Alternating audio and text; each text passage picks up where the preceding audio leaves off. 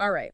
Looks like we're diving into some pretty heavy stuff today. Oh, yeah. The fall of Baghdad in 1250 AD. A classic. But we're going to try and take a little bit of a different approach. Okay. We're going to be looking at it from a Central Asian perspective. Right. So tracing the events that actually led up to the fall of Baghdad. Mm. But then also we're going to look at the kind of unexpected rise of these Islamic Yes. Mongol dynasties. Fascinating stuff. Yeah. I mean, it really is a story of, clashing empires. For sure. Shifting allegiances. Yeah. Really interesting figures. Absolutely. And maybe a hero that, A hero. well, you might not expect. Okay, I'm intrigued. So, when we think about the Mongol siege of Baghdad, it wasn't just about, the destruction of this one city. Right. This was a huge moment in a power struggle that had been going on for centuries. For sure. For control of Central Asia. Crossroads. Yeah. I mean, you've got the Abbasid Caliphate. Of course. You've got the Seljuk Turks. Yeah. Powerful Khwarezmian Empire, and then, The rising. the rising Mongol forces, and just to make things even more interesting. There's more. Oh, yeah. Yeah. We've got the assassins kind of lurking around in the background, too. Right. The infamous assassins. Okay. So, This is going to be good. yeah, I think it's going to be a really fascinating deep dive. I agree. I think before we get into all the chaos of the 13th century, Okay. what was going on, with the Mongols and the fall of Baghdad and everything, Right. we have to understand that Central Asia had been this crossroads of civilizations. Absolutely, yeah. I mean, long before the Mongols even showed up. That's right. I mean, Wow. centuries, this was this vital hub for trade, Yeah.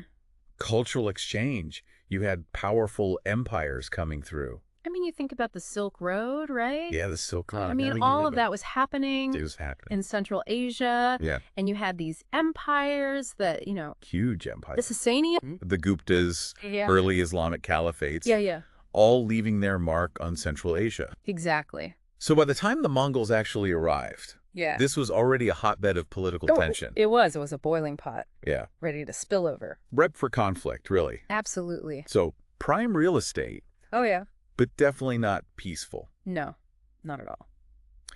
So how did the Mongols, who were, nomadic tribes Right. from the steppes of East Asia, Yeah. how did they become such a force Yeah. in this region? Well, their rise was swift, Mm-hmm. and it was brutal.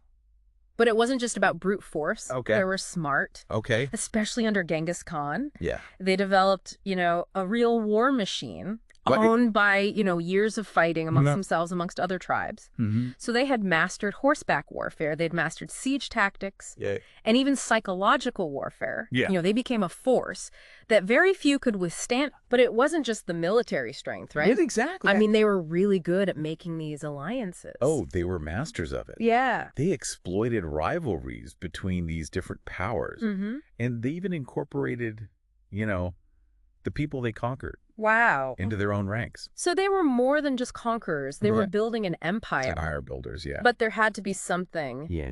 that really kicked this all off. Yeah. A catalyst, I guess. It's a spark. Yeah, and I think we need to talk about Okay. the Otrar incident. Aye. So this is 1218 AD. 1218. A Mongol trade caravan Okay. arrives at the city of Otrar, Otrar. which is in modern-day Kazakhstan. Right. This incident Oh. is often misunderstood. Okay. It wasn't just a trade dispute. Okay. This was a clash of empires. Uh, You had this rising Mongol power Yeah. and the established Khwarezmian Empire. Right. So this caravan shows up, Yeah. ready to do business, Right. Ready to trade. and suddenly accusations start flying. Observations of espionage, right? Like, these merchants are actually spies Oh, yeah. for Genghis Khan, Mhm. trying to, infiltrate Infiltrate, yeah. the Khwarezmian Empire. So Inalchuk, Yeah. the governor of Otrar, Okay. he was already suspicious of the Mongols. Right. He saw them as a threat Yeah. to Khwarezmian power. Right. Because at this time, the Khwarezmians controlled a vast territory. Huge territory. They were a major power Yeah. vying for dominance. Okay. So Inalchuk makes this, it turned out to be a really bad decision. What did he do? He executed the Mongol envoys Oh, wow. and seized all their goods. So executing envoys, Yeah. that's a huge diplomatic offense. Oh, yeah. That's like violating the norms of warfare. Even then. Even back then. It was a serious offense. Especially since these were envoys of Genghis Khan. Especially... I mean, this is a direct challenge to his authority. a humiliation. Yeah. That he could not ignore. So basically, this incident gives Genghis Khan the excuse he needs... the casus belli. ...to invade the Khwarezmian Empire. Exactly. So it's not just about trade. No. This is about power, respect. Yeah. Control Central Asia. And it really sets off a chain of events. Yeah. It triggers this conflict that has devastating consequences. For the Khwarezmians. For the Khwarezmian Empire. Yeah. And it paves the way for the Mongols to advance towards Baghdad. Oh, wow. Yeah. So then we get to Hulagu Khan, grandson of Genghis Khan, who is tasked with expanding the Mongol Empire even further west. Further west, yeah. And he's a brilliant military strategist. Yeah. Ruthless. Yeah. And Baghdad is in his sights. But before Hulagu gets to Baghdad, he's got to deal with another group. Okay. The Assassins. Ah, the Assassins. So, what do you know about them? Well, I know they had this reputation. They're, striking fear into the hearts of rulers. Oh, yeah. They were a secretive group. Highly skilled espionage, sabotage, and, well, you know. Assassinations.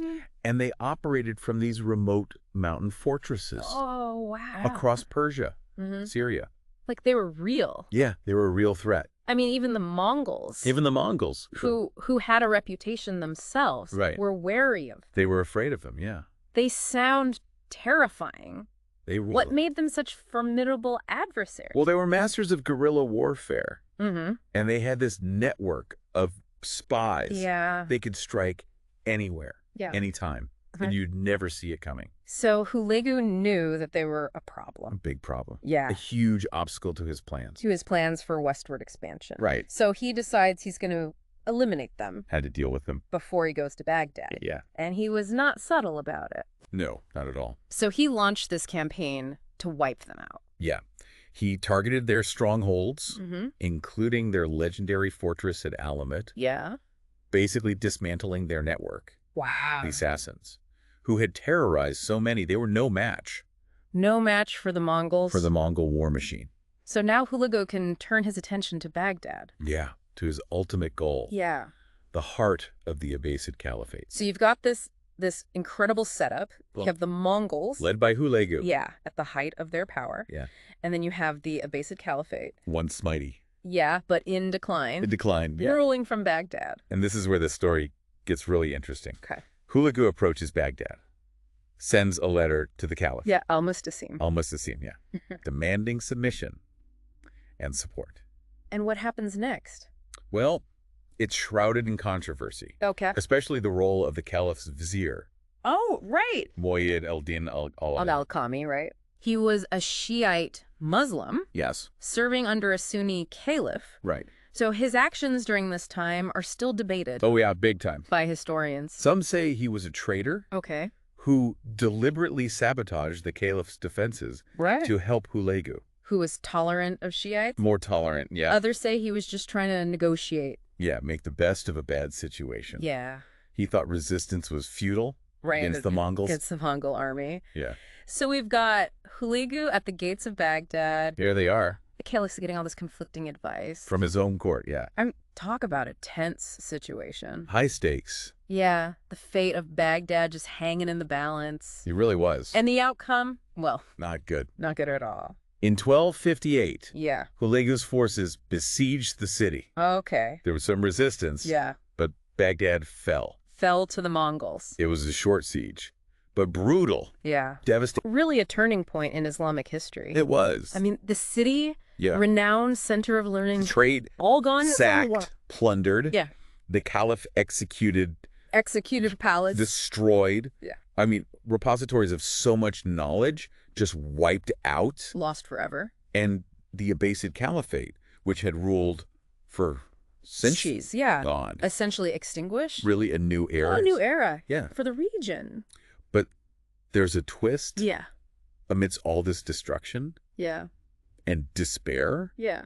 A hero emerges. A hero. Yeah. Who? Burq Khan. Burq Khan. He was Hulagu's cousin.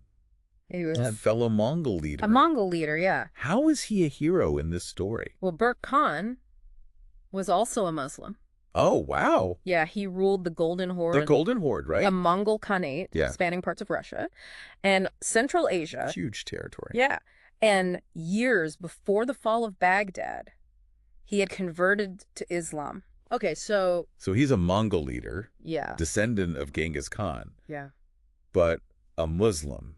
A Muslim. Deeply outraged by the destruction of Baghdad. Right. This center of Islamic learning and culture. Yeah. I mean, I can imagine Hulagu was not happy about this. No, not at all. So this wasn't just personal revenge for Burke, right? Yeah. He wanted to protect Islam. He wanted to protect Islam. Yeah. And he was challenging Hulagu's authority. Challenging Hulagu, absolutely. Wow. He saw the destruction of Baghdad as a threat to the stability of the region. Yeah. And a betrayal. A betrayal of the Mongol Empire's interests. Yeah. He thought it was a blunder to alienate the Muslim world. Yeah. It would be detrimental in the long run. And the Golden Horde under Burke relied heavily on trade with Muslim lands, right? They did. So Hulagu's actions were a problem for him. Economically. Wow. So Burke is motivated by his faith. Yeah. By strategy and just pragmatism. Economics. A fascinating figure. He is. This sets the stage for a major conflict. Okay.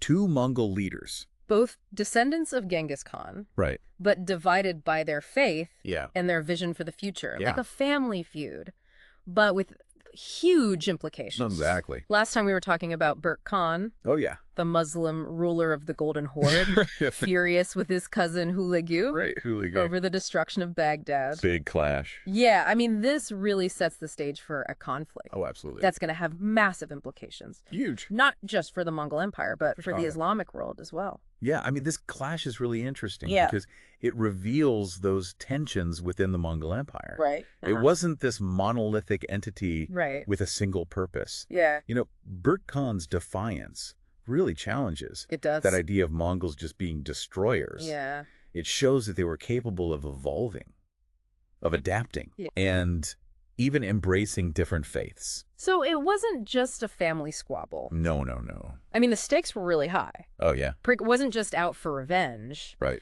He wanted to protect Islam, and he was challenging Hulagu for power. Within the Mongol world. Absolutely. I mean, Burke saw the destruction of Baghdad as a threat to the whole region and a betrayal of the Mongol Empire. Right. I mean, he thought it was a bad move to alienate the Muslim world. Yeah. Plus, the Golden Horde under Burke relied heavily on trade with Muslim lands. So Hulagu is really hurting him? Yeah. Directly threatening those economic networks. So Burke is motivated by a lot of things. By faith. Yeah. Strategy. Political strategy. And economic pragmatism. It's all there. It's really interesting. So did this lead to war? It did. All-out war. Yeah. By 1262. Okay. Tensions boiled over Burke's Golden Horde. And Hulagu's Ilkhanate. So we're talking... major conflict. Yeah, not just a border skirmish. No. This is a full-blown war. And the Caucasus region. Okay. That was a key battleground. Strategically important. Oh, yeah. So I'm imagining... some pretty intense battles. Yeah. I mean, these were the Mongols, right? Oh, yeah. Known for their military prowess. They were brutal, bloody. Both sides. Yeah. Skilled warriors. Yeah. I mean, they knew all the Mongol tactics, the strategies. Right. It was essentially Mongol versus Mongol. Oh. But with this huge ideological divide. That's incredible to think about. These armies, they had conquered empires. Yeah. And now they're fighting each other. What happened? Well, Burke's resistance had a huge impact on Hulagu. I mean, he stopped Hulagu's expansion into the Muslim heartland. Wow. Hulagu wanted to keep going into Egypt. To take on the Mamluks. The Mamluks, right? Yeah. But Burke stopped him. Wow. A big victory for Burke. For the Muslim world. So Burke becomes this protector. An unexpected protector. Of Islam. Yeah. It's really a fascinating twist, considering where the Mongols started as these conquerors. Destroyers. Yeah. But Burke's actions had long-term consequences. For the whole Mongol Empire. They exposed those fractures. The internal fractures that were starting to emerge. Yeah. And it was along religious lines. And that contributed to the fragmentation of the empire. Which eventually splits into these independent Khanates. Each with their own agendas. Okay, so we have to talk about the Mamluks. The Mamluks of Egypt. Right. They had already shown At Angelut. At Angelut, yeah. In 1260. That the Mongols could be defeated. They could be beaten. Yeah. They halted the Mongol advance to Egypt. So how did they fit into this? Yeah, how do they fit in? To the conflict between Berke and Hulagu. Well, Berke saw the Mamluks as a valuable ally. Right. I mean, Angelut showed their strength. And they had a common enemy. Hulagu. Yeah. So Berke reaches out. To the Mamluk Sultan. To Baybars. Baybars, yeah. I mean, what a figure. A brilliant strategist. Yeah.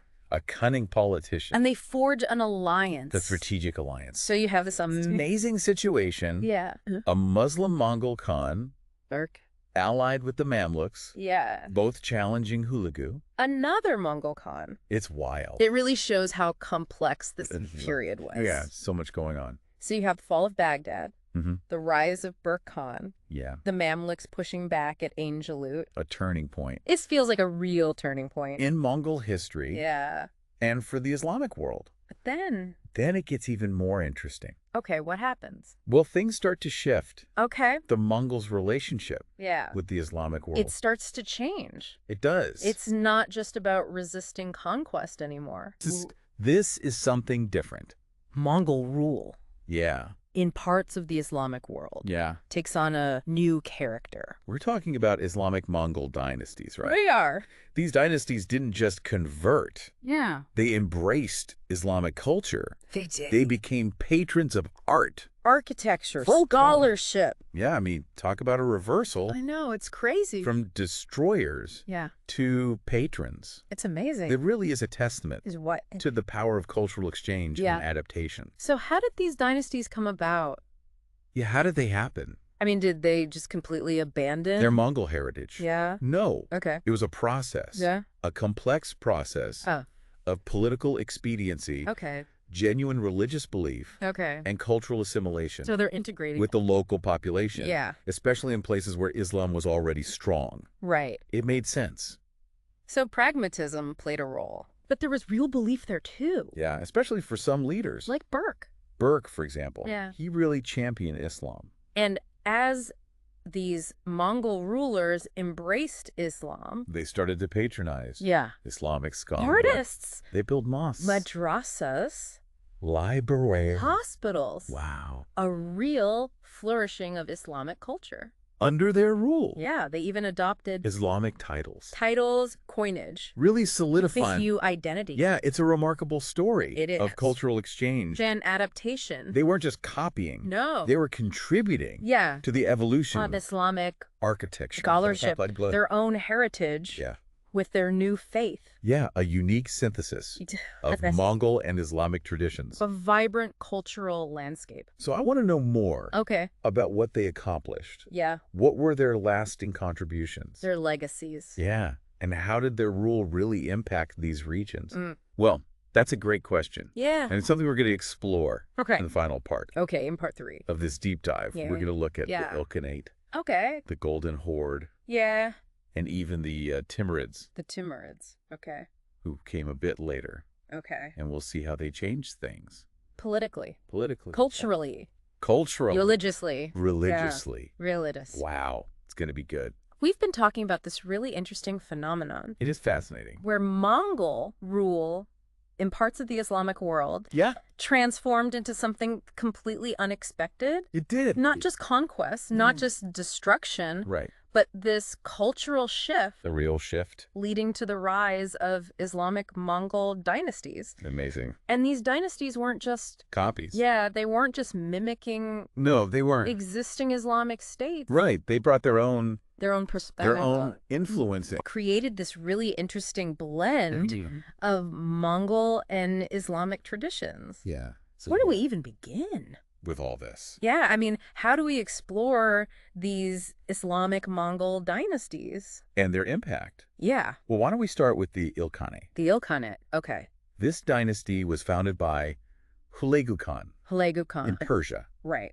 And it's a perfect example of this transformation. Right, because Hulagu was the one who sacked Baghdad. He was, yeah. But his legacy is more complicated than that. It is, much more nuanced. So how does the conqueror of Baghdad end up founding a dynasty that embraces Islam. And contributes to its growth. Yeah, I mean, it seems contradictory. It does on the surface. Yeah. But, Hulegu, he had this genuine interest, scholarship, and the sciences. Really? Yeah, he surrounded himself with intellectuals. Okay. And he even sponsored the construction of a major observatory. An observatory in Moraga. Moraga. Wasn't that observatory directed by Nasir al-Din al-Tusi? Al-Tusi, the polymath. I mean, he was an incredible scholar. Oh, he was brilliant. I mean, his work in astronomy was groundbreaking. Groundbreaking. And it even influenced Copernicus, right? He did, yeah.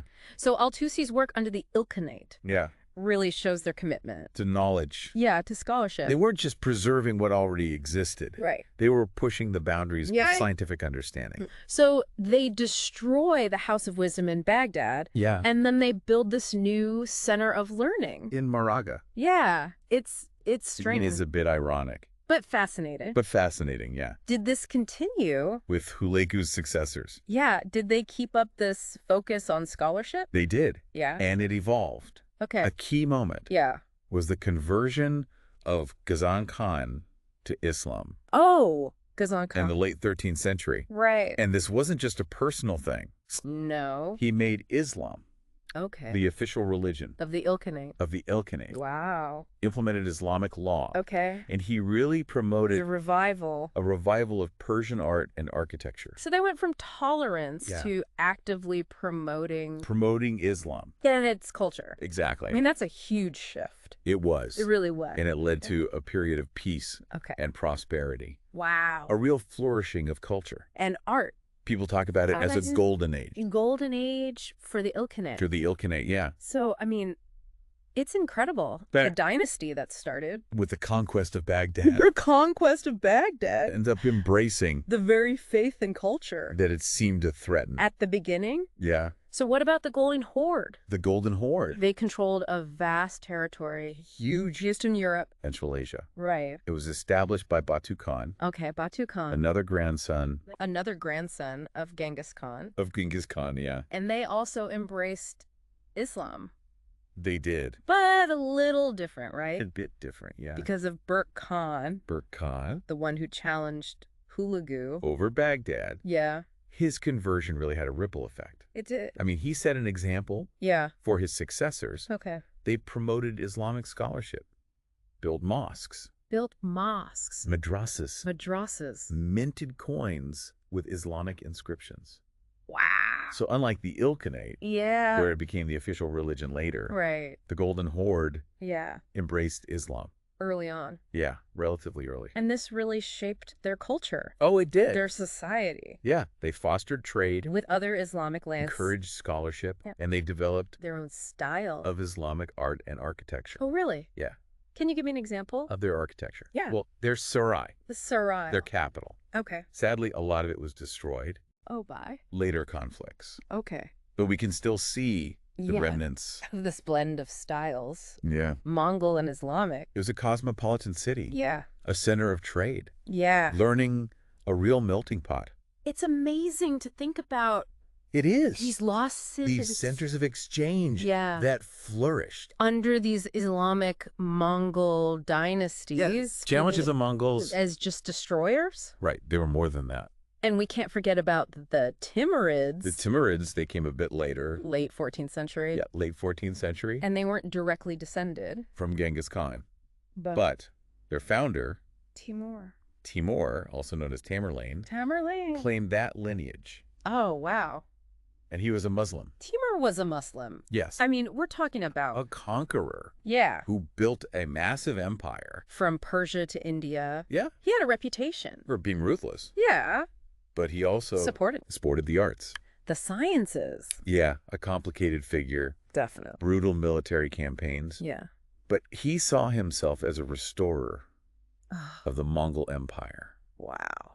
And a devout Muslim. And his capital became legendary. It did. Under his rule. It was a center of learning. And artistry. Yeah, it drew scholars, artists, artisans. From all over his empire. A real melting pot. And Samarkand, even today, is this testament to the Timurids, to their architecture, their patronage of the arts. Yeah, I mean, the mosques, the madrasas, the mausoleums, the tile work, the calligraphy. I mean, it's incredible. They're beautiful. Yeah. Stunning. So these Islamic Mongol dynasties, they came out of conquest. These brutal tactics. Yeah, but they also played a role. Major role. In preserving and enriching. Islamic civilization. And their story. Is full of contradictions and complexities. It's unpredictable. It is. It shows. You can't just look at history. In a simple way. No, it's never black and white. They were conquerors. Yeah. But also patrons. Builders. Even protectors. In a way, of Islam. Their legacy is really interesting. It is. It shows how adaptable culture can be. Yeah. Even when things are changing so much. Yeah, I mean, we've covered a lot of ground. We have. In this deep dive. From the fall of Baghdad. To the rise. Of these Islamic Mongol dynasties. And it really challenges our assumptions. It does. About the Mongols. About history. About how cultures interact. And how history is full of these unexpected turns. Right. I mean, the Mongols weren't just destroyers. Yeah. They shaped the Islamic world. And not always in the ways you might expect. Exactly. And history is never, it's a tapestry. It really is. Woven with all these threads. Conquest, destruction. Adaptation. Yeah, and it's all connected.